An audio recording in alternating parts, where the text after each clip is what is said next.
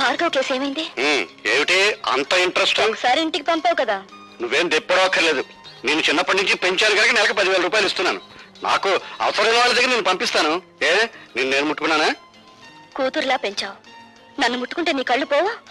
ఒప్పుకున్నావు కదా కూతురు లాగా పెంచానని. కూతురు దగ్గరకు కూడా ఇలాగే పంపిస్తావా? ఏ కోపం వచ్చిందా? పారాయి మనిషి కన్న తన్ననేగా నన్ను పావులా వాడుతున్నావు. నీ బిడ్డలిద్దరూ విదేశాల్లో పై చదువులు చదువుకోవాలి. నేను మాత్రం నీ పని చేసి పెట్టడం కోసం పోలీస్ అధికారులకు ప్రభుత్వ అధికారులకు బానిసలవ్వాలి. అంతేగా? ఏమిటి నోటికొచ్చినట్టు పేలుతున్నావు? ఆ రోజు నా చేతుల్లో నీ బాబు చచ్చాడన్న సానుభూతితో నిన్ను చేరదీశాను కానీ లేకపోతే నువ్వేమైదానవే? ఏ గంగలోనూ మునిగి చచ్చేదాన్ని. ఆహా, చూస్తూ ఉంటే నీలో ఏదో చాలా గొప్ప మార్పు వచ్చిందే.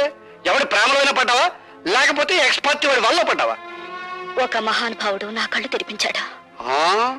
ఆ మహానుభావుడు పేరు భార్గవేనా? అవును. అన్యాయంగా ఆ మనిషిని మీరు జైలు పాలు చేశారు. పిచ్చి పిచ్చి వేషాలు వేయకు. నా పేరేం రాజరాజ నరేంద్రుడు కాదు, సారంగధర చరిత్రను తిప్పి రాయించడానికి. ఏరా, దాన్ని కంటికి రెప్పలా కనిపెట్టుకుంటారా అంటే ఆ భార్గవ్ గారి మీద మనసు పెట్టుకున్న సంగతి నాకు ఎందుకో చెప్పలేదు. నిన్ను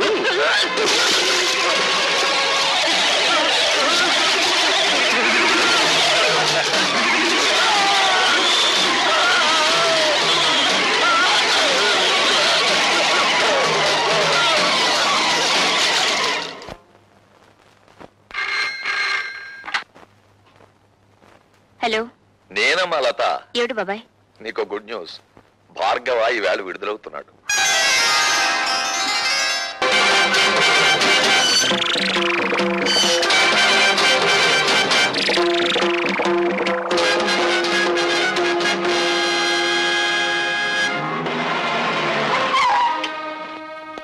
వెల్కమ్ మిస్టర్ ప్రతాపరావు. నాకు పుట్టినరోజు శుభాకాంక్షలు చెప్పడానికి వచ్చారా? పుట్టినరోజా? Of course. జైలుకు వెళ్ళక ముందు ఈ రోజు నా పుట్టినరోజు కాదు, కానీ ఈ బందికాలంలో నుంచి బయటపడ్డ ఈ భార్గవ్కు ఈ రోజే నిజమైన పుట్టినరోజు. మిస్టర్ భార్గవ, ఒక నిర్దోషి దోషిగా జైలు గోడల మధ్య శిక్ష అనుభవించి బయటకు వస్తే అతని మానసిక ప్రవృత్తి ఎలా ఉంటుందో ఒక పోలీస్ ఆఫీసర్ గా నేను ఊహించగలను.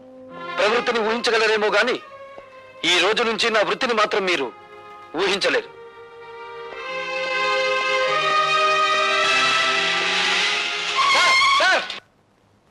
Sir, good morning sir. ఈ రోజే కదా మా భార్గవ్ రిలీజ్ అయింది. భార్గవ రిలీజ్ అయి వెళ్లిపోవడం కూడా జరిగింది. ఏడు బాబాయ్ నువ్వు అనేది? భార్గవ వెళ్ళిపోయాడా? ఎటు వెళ్ళాడు సార్? భార్గవ ఆవేశంలో ఉన్నాడు. ఆవేశంలో ఉన్నవాడు ఏ దిక్కుకు వెళ్తాడో ఎవరు చెప్పగలరు? వాడెవడో జైలు నుంచి వస్తున్నాడని మమ్మల్ని పుట్టింటి పంపించేస్తారటండి.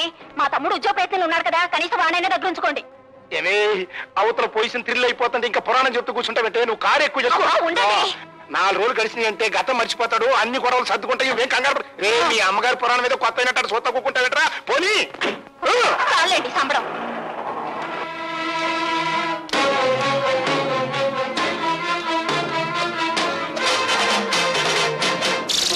అందరినీ పంపించేశావా? పంపించేశాను. పిచ్చిగాడిదే, నిన్ను చంపితే సాక్ష్యం కూడా లేకుండా చేసుకున్నావు కదరా. నన్ను చెప్తావా? అమ్మో, ఎవడైనా ఎవరి నుంచి అయినా తప్పించుకోవచ్చు కానీ ఈ భార్గవరాముడి చేతుల్లో నుంచి తప్పించుకోలేరురా. నేను నీ పాలిటి మృత్యు దేవత. నన్ను చంపి చేయకండి బాబు, క్షమించండి. క్షమిస్తాను. విధ్వంసకాండ పూర్తయ్యాక విశ్రమిస్తాను.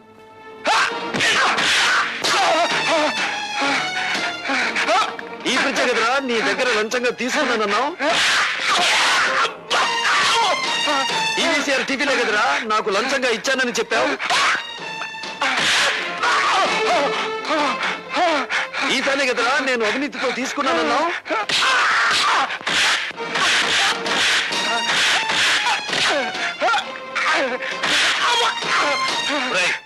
డీసీపీ ఫోన్ చేసి నేను నిన్ను కొట్టానని చెప్పి వద్దులండి చెప్పింది చెయ్యి.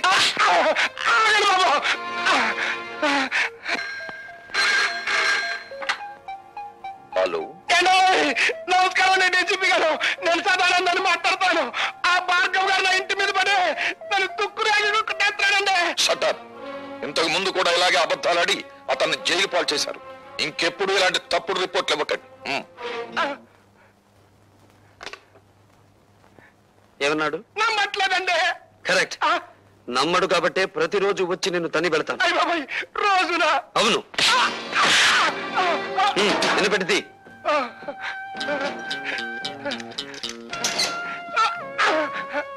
ఇది నువ్వు నాకు ఇవ్వని ఫ్రిడ్జ్, వీసీఆర్, టీవీ, ఫ్యాను కొనుక్కోవడానికి కావలసిన డబ్బు.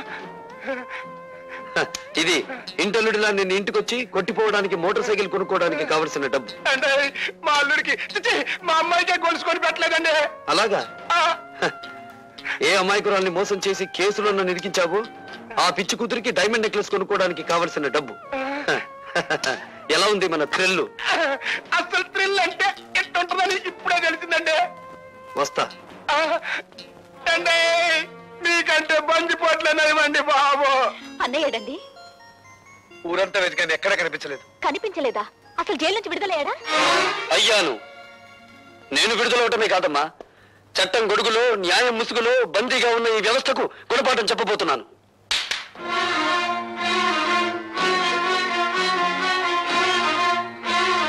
ఈ వస్తువుల్ని లంచంగా తీసుకున్నానని ఒక రోజున ఈ ఇంట్లోనే ఈ చేతులకే సంఖ్యలు వేశారమ్మా. అవే వస్తువులు ఇప్పుడు దౌర్జన్యంగా తెచ్చాను. అడిగే దమ్మున్నవాడు లేడు, ఎక్కడ పని ప్రశ్నించే హక్కున్నవాడు లేడు. హక్కున్న వాళ్ళ మేమున్నాను రా. నువ్వు చెడిపోయి తీసుకొచ్చిన ఈ వస్తువులన్నీ స్వీకరించడానికి మేము సిద్ధంగా లేవు. నువ్వు వట్టి బోడా శంకరుడివిరా. ఇన్నేళ్ల నుంచి ఆటో నడుపుతున్నా నువ్వు నీ భార్య మెడలో చిన్న బంగారు గొలుసైనా చేయించగలిగావా? నేను చూడు, జైలు నుంచి బయటపడ్డ కొన్ని గంటలు తిరగకుండా నా చెల్లెలికి కొన్ని వేలు విలువ చేసే బంగారపు నెక్లెస్ తీసుకొచ్చాను, ఈ ఖరీదైన సామాన్లు తెచ్చాను. ఇంకా అన్నయ్య ఇవన్నీ ఎక్కడివి? నిజం చెప్పాలంటే దోపిడి, అబద్ధం చెప్పాలంటే ఏ ఆగిపోయారే? చెప్పండి. అబద్ధాలు చెప్పడంలో మీరు ఆడితేరిపోయారు కదా. ఒకసారి జైలుకి వెళ్ళి వచ్చిన వాడిని కదా, అనుభవం పెరిగింది. ఇంకా మీ బుద్ధి పెడత్రోవలు పట్టకముందే దాన్ని సక్రమ మార్గంలో పెట్టాలి. పదండి. లత, ఏమిటిది? మీరు రాకపోతే నా మీద ఒట్టే. పదండి. హలో రాభాగ్వ, కూర్చో. సిడాం. ఎందుకో రమ్మన్నారట? ఉద్యోగం కోసం నిన్న ఒకసారి ఇంటర్వ్యూ చేశాను, మరొకసారి ఇంటర్వ్యూ చేయాలని రమ్మన్నాను. నేను ఇంటర్వ్యూలకు వెళ్ళకూడదని నిర్ణయించుకున్నాను. ఈ ఇంటర్వ్యూ ఉద్యోగం కోసం కాదు భార్గవ, నీ జీవిత భాగస్వామిని ఎంచుకోవడం కోసం.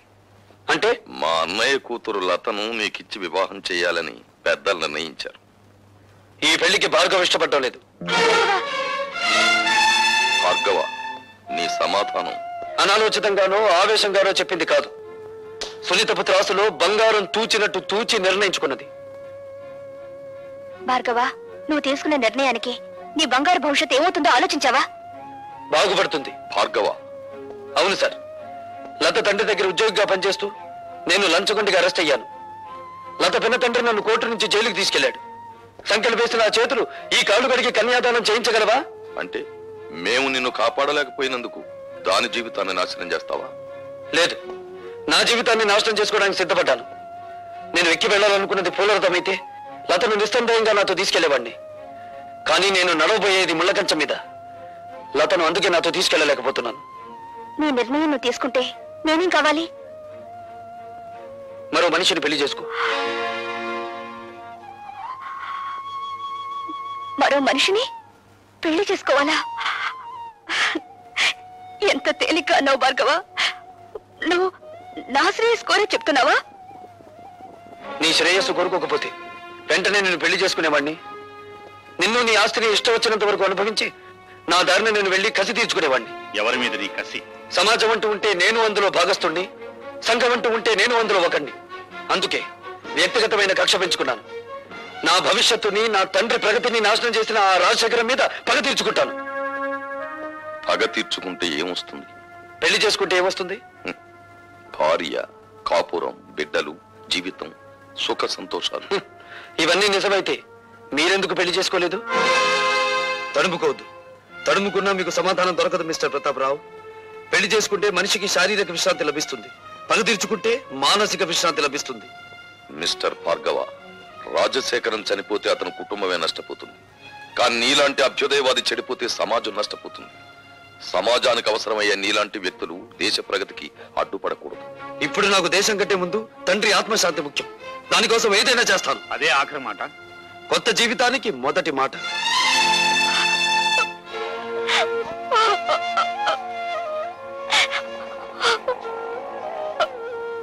ఊరుకోమా, ఊరుకో. అతను ఎంత చెప్పినా వినే మనిషి కాడమ్మా. ఆవేశం చల్లారిన తర్వాత అతనే తిరిగి వస్తాడు. ఊరుకో.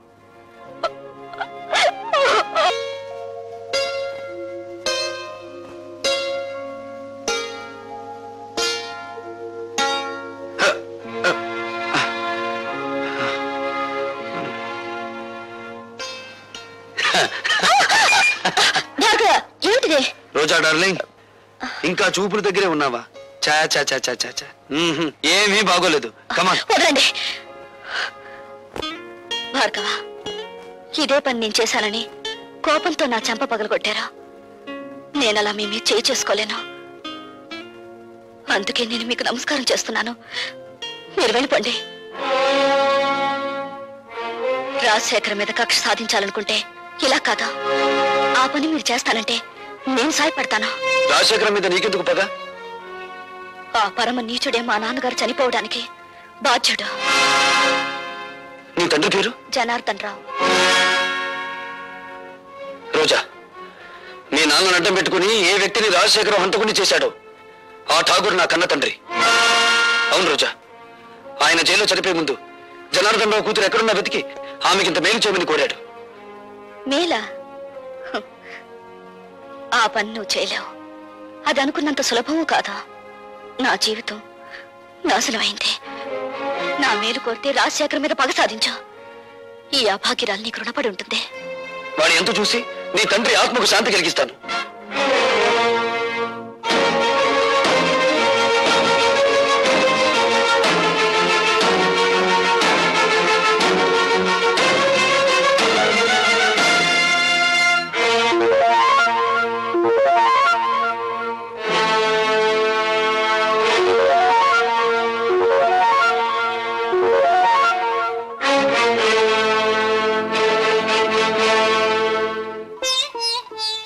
మగవాళ్లే గాని ఆడవాళ్లు రారే. ఇంతకీ ఎవరు మీరు? నీలా తీగిన గాలిపటాన్ని కాదు, నీలా ఇంగిలి విస్తరాకుని కాదు. ఉపమానాలు విసురుతున్నారు. మీరు రచయిత్రా? నేనెవరైతే నేనులే. నువ్వేం చేయకూడదో చెప్పిపోవడానికి వచ్చాను.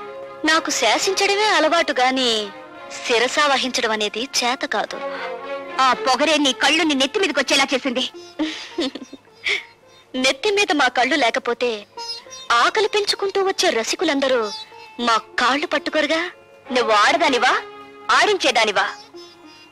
ఆటలు ఆడిస్తాను, రాగాలు తీయిస్తాను, నవ్వులు నవ్విస్తాను. ఏడవకుండా ఇతరుల్ని ఏడిపించగలవు కూడా. అవునా? నువ్వు ఒట్టి రచయిత్రవే అనుకున్నాను. శూర్పణఖలా ఉన్నావే. కాదు, రాముణ్ణి ప్రేమతో కోరుకుంటున్న సీతను నేను, కామంతో దోచుకోవాలనుకుంటున్న శూర్పణఖవి నువ్వు. నా మీదంత నింద వేస్తున్నావే. నీకేం ద్రోహం చేశాను? ప్రేమ పెళ్లి అనే పదాలకు అర్థం తెలుసుకుంటే నువ్వు నాకేం ద్రోహం చేసావో నీకే తెలుస్తుంది. ప్రేమ ప్రేమ అనే పదానికి అన్నప్రాసన రోజునే నీళ్లు వదులుకున్నాను. పెళ్లి అనే మాటకి అక్షాభ్యాసం నాడే అర్థం మర్చిపోయాను. శీలాన్ని సమర్థబంతిలోనే చుట్టి వీధిలోకి విసిరిపారేశాను. అవేమీ ఇక్కడ దొరకవు. సుఖం భోగం అనే రెండు మాత్రమే ఇక్కడ దొరుకుతాయి. మీ చేతుల్లో చిక్కుకున్న విలాస పురుషుల భార్యల కన్యలు దొరకవా ఇక్కడ? మీరు భార్గవ భార్య? ఆ అదృష్టానికి నువ్వే దూరం చేస్తున్నావు. చూడండి, భార్యకు భర్త మీదే అధికారం ఉంటుంది, కానీ వెలయాలికి ఊళ్ళో వాళ్ళందరి భర్తల మీద అధికారం ఉంటుంది. షరాప్! కోపం దేనికి? ఇంకా పెళ్ళవకుండానే ఆయన మీద నువ్వు అధికారం చేయాలనుకుంటే నా పక్కదాకా వచ్చాడే, మరి నేనెంత అధికారం చెలాయించాలి? వెలయాలికి ప్రేమ విలువ తెలీదు. గుప్పెడు మల్లెపూలతో, అప్పు తెచ్చుకున్న నవ్వులతో, దాచిపెట్టుకున్న వయసుతో మగవాణ్ణి సొంతం చేసుకోవాలని చూస్తారే గాని గుప్పెడు మనసుతో కాదు. ఆ మనసు నాకుంది. ప్రేమించిన వాడు దూరం అయినప్పుడు ఆ మనసు పడే తపన, ఆవేశాన్ని ఈ ప్రపంచంలో ఏ శక్తి ఏమి చేయలేదు. నువ్వెంత అమ్ముడు పోయే ఆడదానివి. భగవంతుడా, జైల్లో రాక్షసు లాంటి మనుషుల మధ్య బ్రతికొచ్చిన మా అన్నయ్య మానవత్వాన్ని మర్చిపోయేలా ఉన్నాడు. మళ్ళీ మంచి మనిషి కావాలని దీవించు స్వామి.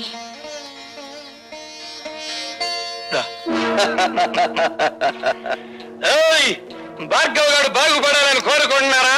ఆయన మేం బాగు చేస్తాం. ఏడున్నాడో కొంచెం వివరంగా చెప్పండి.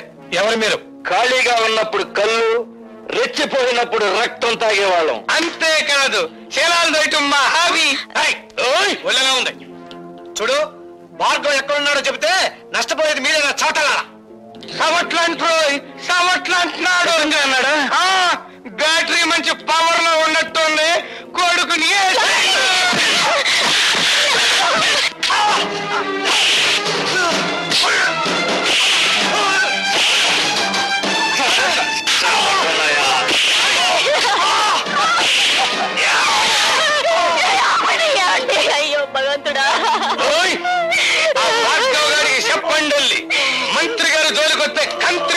చంపేస్తామని. మరేం పర్వాలేదమ్మా, ఇదేం ప్రమాదకరమైన గాయం కాదు. ఏం జరిగిందమ్మా? ఆ దాసుగడు మనుషులు వచ్చి వద్దు పద్మ, జరిగింది ఏమిటో తెలిస్తే వాడు ప్రాణాలు మీదకి తెచ్చుకుంటాడు. జరిగిందేమిటో నాకు తెలిసిపోయిందిరా. ఇక జరగాల్సింది రాజశేఖరానికి తెలియజేస్తాను. ఇంకెందుగా ఏడుస్తా? సమస్య తమ్ముడు.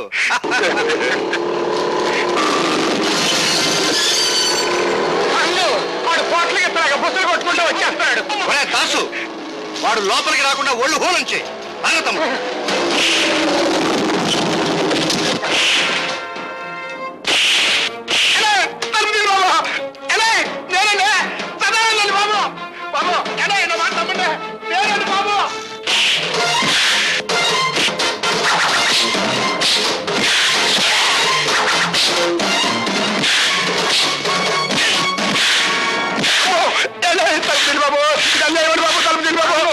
ఆడి బ్యాటరీ ఈకవుతున్నట్టుంది. తలుపు తీద్దామా?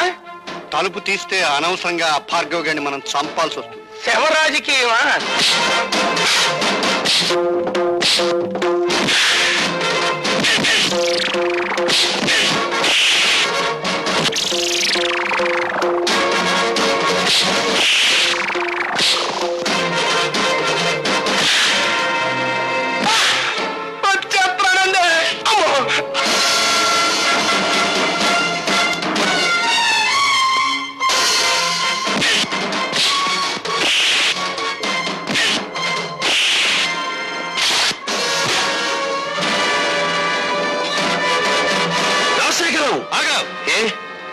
ప్రాణాలు తీసే నీకు ప్రాణభీతి పుట్టుకొచ్చిందా?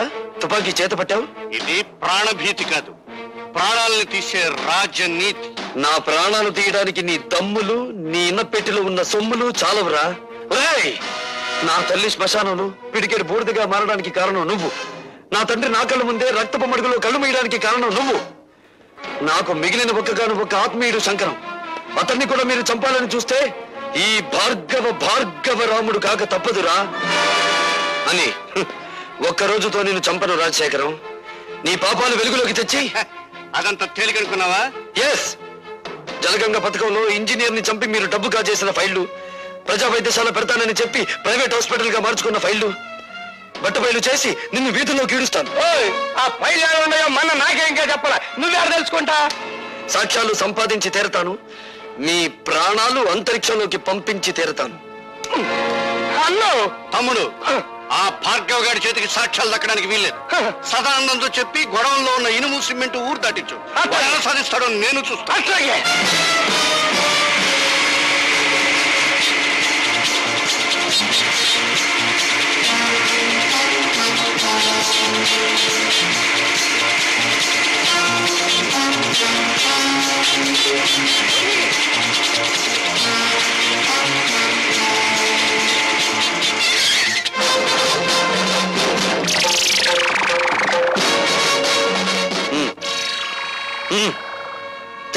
వస్తానండి. ఏంటండి?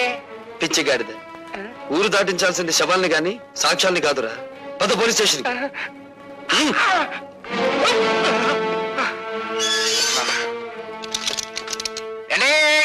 ఇదేం బాగాలేదండి. నోర్మై, నన్ను సెల్లో మూసేసి నోరు మూయమంటారేటండి?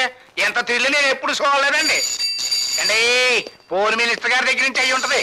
పోలీస్ స్టేషన్ లో భోజనానికి ఇబ్బంది, ఓ మంచి క్యారియర్ పంపించమనండి. హలో, నేను మినిస్టర్ గారి తమ్ముడిని మాట్లాడుతా ఉన్నా. ఏమిటి? ఏంటా బ్యాటరీ మంచి ఛార్జింగ్ లో ఉందా? మా సదానందాన్ని బొక్కలో దొరికించావట. నీ ఒంట్లో ఎలా ఉంది? మనకేంటి, మన బ్యాటరీ ఎప్పుడు మంచి ఛార్జింగ్ లోనే ఉంటది. ఛార్జ్ షీట్ ఎప్పుడు పెడదావా, నువ్వెక్కడ దొరుకుతావా నేను ఎదురు చూస్తున్నాను. మినిస్టర్ గారి తమ్ముడితో మాట్లాడుతున్నానని జ్ఞాపకం పెట్టుకో.